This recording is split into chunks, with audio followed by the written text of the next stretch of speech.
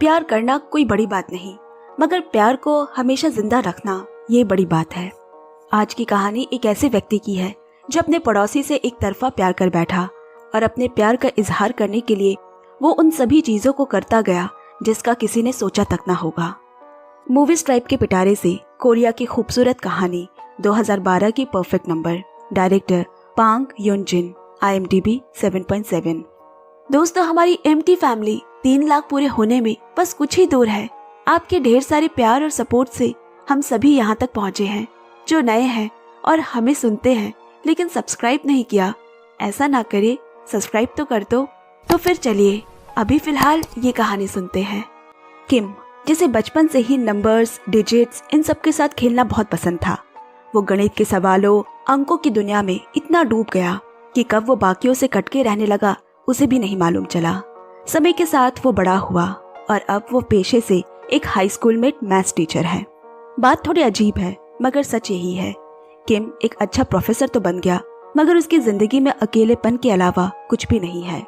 वो एक छोटे से अपार्टमेंट में रहता है। वहीं उसके बगल वाले अपार्टमेंट में हवासिन नाम की महिला अपने पति से तलाक लेने के बाद अपनी भांजी के साथ कुछ समय से यहाँ रह रही है। वो एक कैफे में काम करती है और इसी हवासिन से किम प्यार कर बैठा। और हैरानी की बात है कि किम ने अपनी 30 साल की उम्र में पहली बार किसी को दिल से चाहा है।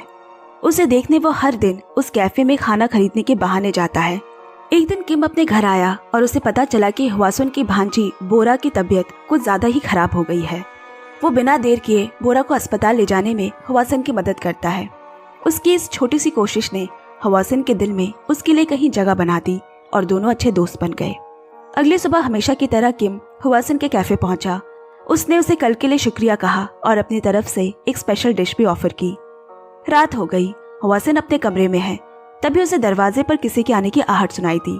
उसके दबे पांव जाकर दरवाजा खोलने के साथ ही एक भयानक आदमी घर में घुसा और हवासन के साथ दुर्व्यवहार करने लगा। दरअसल ये कोई और नहीं बल्कि उसका ही तलाकशुदा पति है और पिछले कई दिनों से वो उससे ही छुपकर यहाँ रह रही है। वो अपने पति के इस भयानक रूप से अच्छी तरह से वाकिफ है, इसलिए उसने उससे दूर रहने का फैसला किया था। लेकिन एक भयानक सपने की तरह आज फिर से वो हकीकत बनकर उसके सामने खड़ा है। देखते देखते वो बेरहम शख्स हवासन पर हावी होने लगा। वो उसे लगातार मारे पीटे जा रहा है, जिसे देख बच्ची बोरा डरने लगी और उसने हवासन को बचाने के लिए उसके पति के सर पर शीशे से हमला किया। अगले ही पल गुस्से में वो आदमी बोरा को क्रूरता से मारने और पीटने लगा। बेचारी एक छोटी सी बच्ची कैसे उस आदमी से खुद को बचा पाएगी। हवासन से ये देखा नहीं जा रहा। वो बोरा को बचाने के लिए हर मुमकिन कोशिश करने लगी। एक इंसान की जब अपनी जान पे बनाती है तो वो कुछ भी कर सकता है। अब उसने एक तार ली और उससे अपने पति के गले में फंदा डालकर जितनी उसमें जान बची है वो उसे खींचने लगी। ऐसे ही कुछ देर रहने के बाद उसने महसूस किया कि उसके पति में किसी भी तरह की कोई हलचल नहीं हो रही। इसका मतलब दम घुटने की वजह से वो मारा गया। लेकिन यह हादसा तो आत्मरक्षा करने के दौरान हुई थी, क्या फिर भी वो एक कातिल कहलवाएगी? सामने अपने पति के मृत शरीर को देख हवासन कुछ समझ नहीं पा रही कि क्या करे, कहाँ जाए। और तभी दरवाजे पर किसी की दस्तक हुई। किसी को शक न हो करके उसने जल्दी जल्दी बोरा के साथ मिलकर लाश को छुपा दिया और जाकर उसने दरवाजा खोला। लेकिन वहाँ किम को देखकर वो हैरान हो गई। किम बोला, आपके कमरे से चीखने चिल्लाने की आवाज सुनी मैंने, कोई मसला है? हवासन ने किसी भी साधारण इंसान की तरह बड़ी ही सहजता से जवाब दिया, नहीं कोई मसला नहीं है, आप जा सकते हैं। लेकिन उसके स्वाभाविक व्यवहार में भी अस्वाभाविकता साफ झलक रही है, जैसे कोई तेज दिमाग ही पढ़ सकता है। जैसे कि किम, उसके इस दिमाग से छोटी से छोटी चीज भी बच नहीं सकती। यहाँ कुछ न कुछ गलत जरूर हुआ है। हवासन के लगे हाथों पर चोट को देख ये साफ पता चल रहा है कि खून उसी ने किया है। किम बोला, तुम किसी भी मुश्किल में क्यों ना फंसी हो, मैं तुम्हें वहाँ से बाहर निकालने में मदद कर सकता हूँ, मुझ पर भरोसा कर सकती हो। काफी सोच विचार करने के बाद हवासन ने उसे घर में घुसने दिया और उसके पति की लाश देखते ही वो समझ गया कि इस खून के पीछे एक नहीं बल्कि 2 लोगों का हाथ है, क्योंकि एक ही समय पर किसी का हाथ पकड़ना और गला दबाना किसी के लिए भी ये मुश्किल काम से कम नहीं। वैसे अब तक तो हवासन ने ठान लिया था कि वो पुलिस के सामने खुद को कातिल बताकर आत्मसमर्पण कर लेगी, मगर अब ये बात जानने के बाद उसके पास किम की मदद लेने के अलावा और कोई चारा नहीं बचा। इधर किम ने भी उसे विश्वास दिलाया कि वो उन दोनों को इस परिस्थिति से किसी भी तरह बाहर ले आएगा। अब इस हादसे को कई दिन बीते और आखिरकार पुलिस ने उस लाश की खोज कर ली। लाश का हुलिया काफी बिगड़ा हुआ है। उसके चेहरे को पहचान पाना बिल्कुल नामुमकिन हो चुका है। अगर पुलिस उसके फिंगरप्रिंट से भी उसका पता लगाने की कोशिश करे तो वो भी असफल ही होंगे, क्योंकि कातिल ने लाश के सभी उंगलियों तक को भी जला डाला है। पर हर कत्ल के पीछे कुछ न कुछ सुराग छूट जरूर जाते हैं, भले ही कातिल कितना शातिर क्यों ना हो। उसने लाश की पहचान छुपाने के लिए तो हर कोशिश की, मगर वो उसके हाथ की अंगूठी निकालना भूल गया और अंगूठी की वजह से लाश का पता लगाना काफी हद तक आसान हो गया। अंगूठी की जांच के बाद उन्हें जल्द ही लाश की असली पहचान भी मिल गई। उन्हें मालूम पड़ गया कि ये लाश किसी और की नहीं बल्कि हवासुन के तलाकशुदा पति की है। अब पुलिस का अगला शक जाहिर सी बात है हवासिन है। यहाँ वो परेशान हो गई, क्योंकि किम ने तो वादा किया था कि वो लाश को अच्छे से ठिकाने लगा देगा, मगर अब तो उसका गिरफ्तार होना पक्का लिखा है।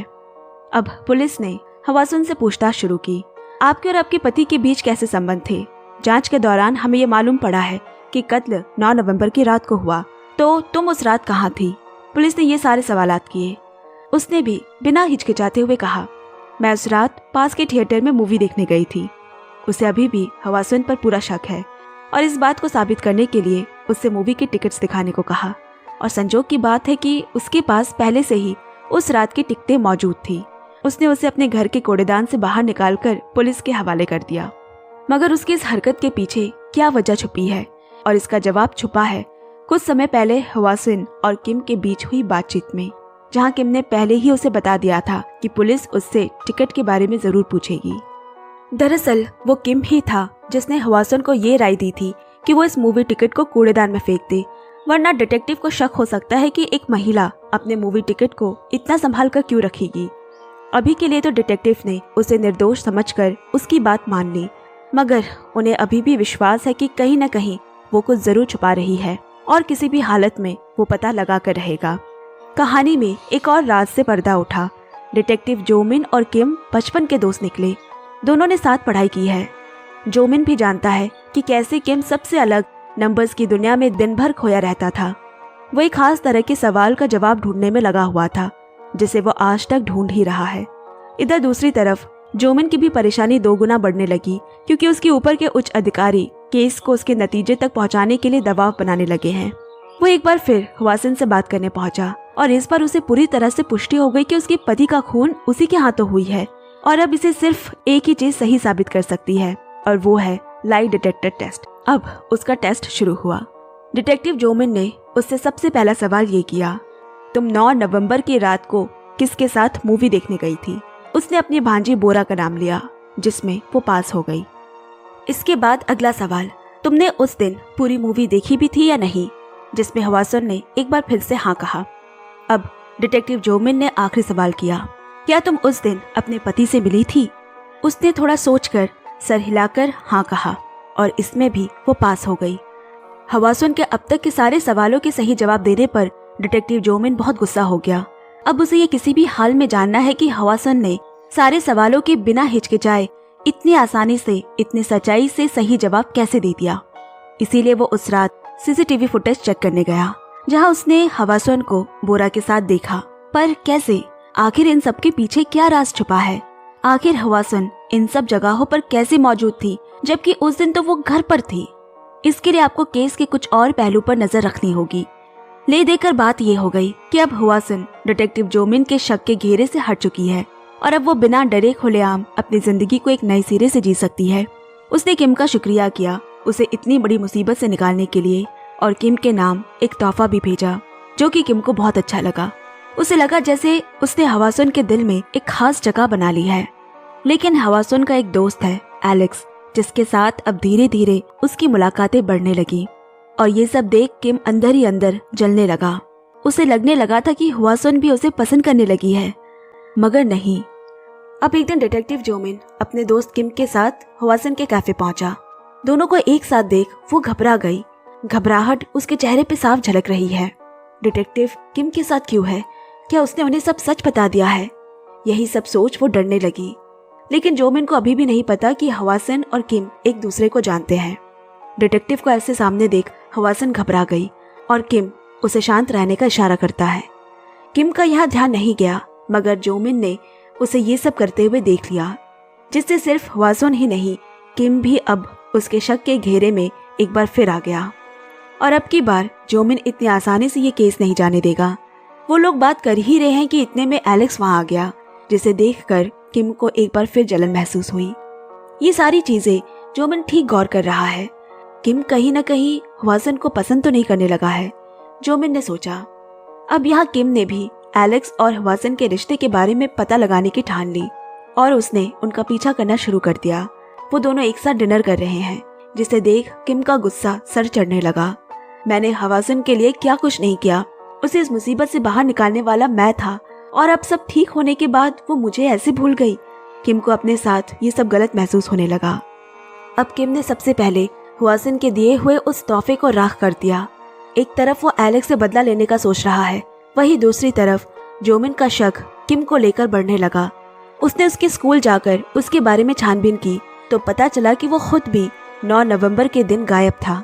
उसका शक इस कदर बढ़ने लगा कि उसे लगने लगा कि शायद हवासन के पति की मौत में किम का हाथ है। उसने किम का पीछा किया। उसकी ये कोशिश जल्द कामयाब हुई जब उसे मालूम पड़ा कि आज की रात किम एलेक्स से मिलने आया है। यहाँ असल में किम ने ठान लिया था कि वो अब एलेक्स को अपने रास्ते से हटा देगा। वो उसे जान से मारने ही वाला था कि उससे पहले ही डिटेक्टिव जोमिन वहां आ धमका और उसने किम को रंगे हाथों पकड़ लिया। अब पूछताछ की बारी है किम से। बात के दौरान उसने हवासन के पति के बारे में पूछा। किम ने भी बिना देरी किए उस हत्या में अपने आप को खूनी कबूल किया, लेकिन जोमिन का दिमाग भी कम शातिर नहीं। वो भी अंदाजा लगा सकता है कि इस खून में सिर्फ उसका हाथ तो नहीं है, बल्कि वो हवासन को बचाने के लिए खुद को कुर्बान कर रहा है।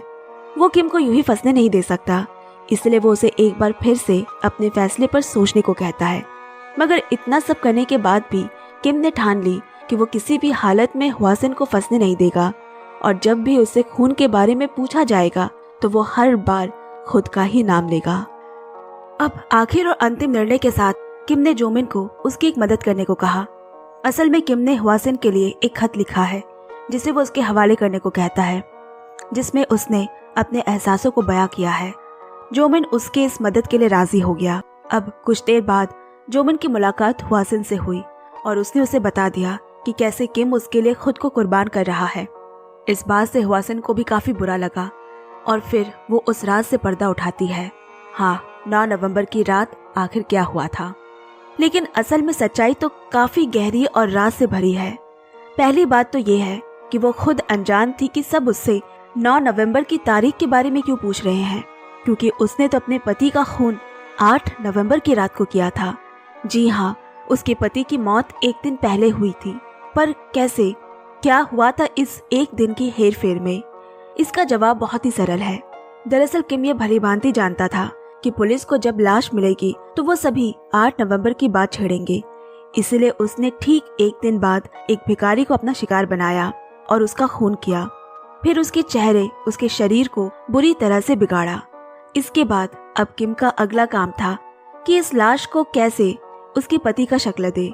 तो हमें जो लग रहा था कि कातिल ने उस अंगूठी को छोड़कर एक बहुत बड़ी भूल की थी, लेकिन नहीं, वो अंगूठी उसने जानबूझकर उस भिखारी के ऊपर डाली थी, जिससे कि ये भ्रम लोगों को हो कि वो हवासन का ही पति है और 9 नवंबर की रात ही उसका खून हुआ है। दरअसल किम ने ही हवासन को इन सब से दूर रखा और ये सारी योजना उसने ही बनाई। पूरी कहानी जानकर डिटेक्टिव जोमिन को हवासन पर बहुत गुस्सा तो आया, मगर अब वो उसका कुछ भी नहीं बिगाड़ सकता।